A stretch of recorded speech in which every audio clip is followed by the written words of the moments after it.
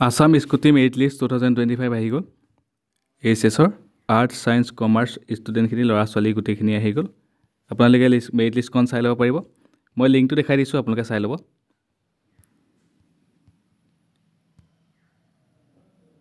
ইয়াতে আপোনালোকে চাব পাৰে লিংকটো এবাৰ দেখাই দিছোঁ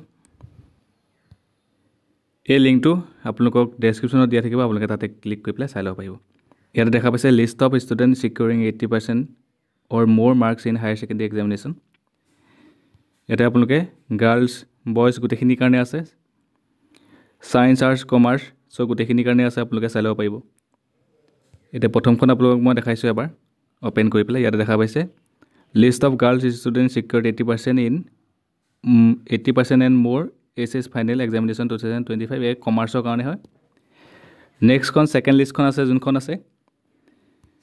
এইখন চাওক এবাৰ আপোনালোকে যোনটো লিংক আছে সেই লিংকটোত গৈ পেলাই চাব পাৰিব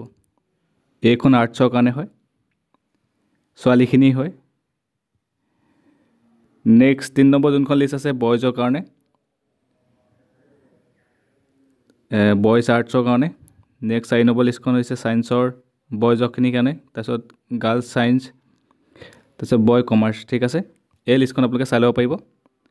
অফিচিয়েল যোনটো ৱেবছাইট আছে ডেছক্ৰিপশ্যনত দিয়া আছে তাতে ক্লিক কৰি পেলাই চাই ল'ব পাৰিব ভিডিঅ'টো সকলোকে শ্বেয়াৰ কৰি দিব ধন্যবাদ